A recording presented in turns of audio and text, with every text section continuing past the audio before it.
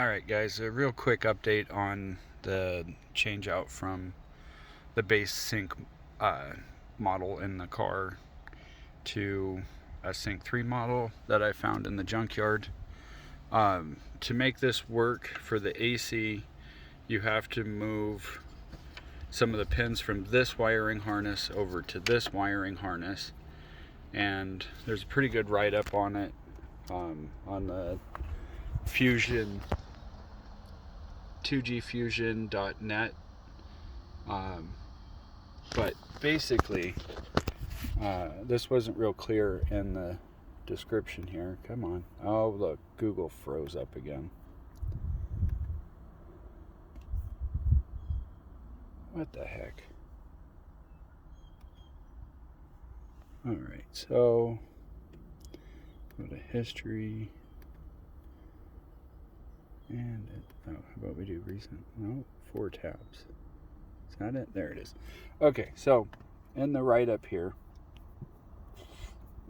it says you got to move 8, 9, and 10 pins out of this smaller harness that plugs into the front control, and you move them to 13, 14, 18.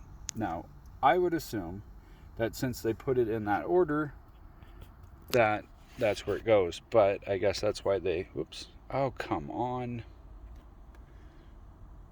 I hate using touchpad buttons, but that's why they supplied this. So if you read on here 8, 9, and 10, and the important thing is open, closed, and motor temp left.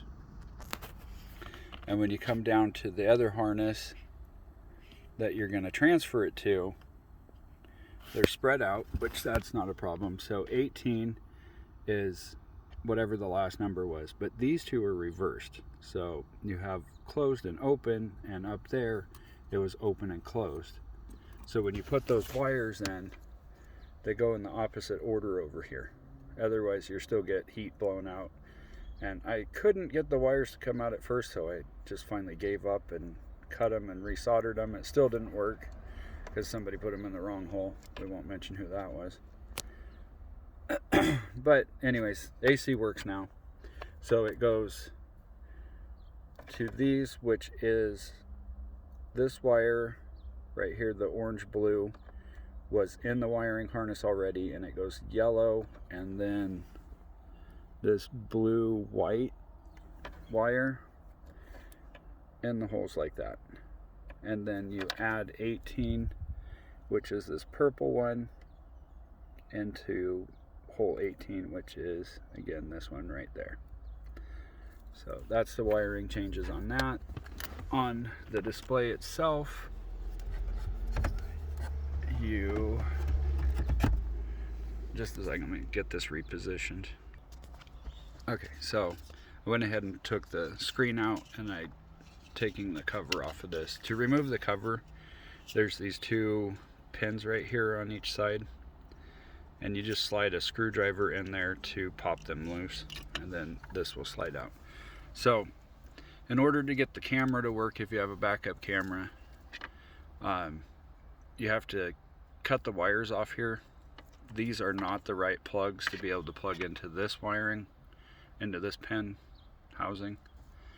So I had to cut them off and then solder those on. I had another wiring harness laying around, so those go there, and they go into, I believe it was 13 and 14, and then let me double check that. Is it this one? Nope.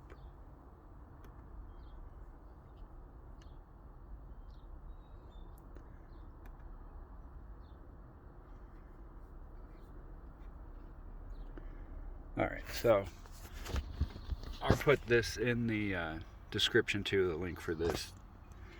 You have to move 5 and 6 to 12 and 13, and then you have to take the, and then also 16 and 17, and move it to 19 and 20 on the new harness, or the same harness, but just in a different spot. That's the only changes you have to make it work. If you want your backup camera to work, that's where you have to take pin 6 and 12 and move it to 14 and 15 on this wiring harness. So that's this right there. And then of course you still have to put your GPS antenna in, so I'm gonna unscrew these and mount it up under here. And then everything should be set up. I'll come back when I got it back together and show you how it looks. I did plug it in already and test it, and it does seem to be working, so I just gotta put the ACM in, put the A pin back in, and then also put the GPS antenna up in here. So yeah, I'll come back when all that's done.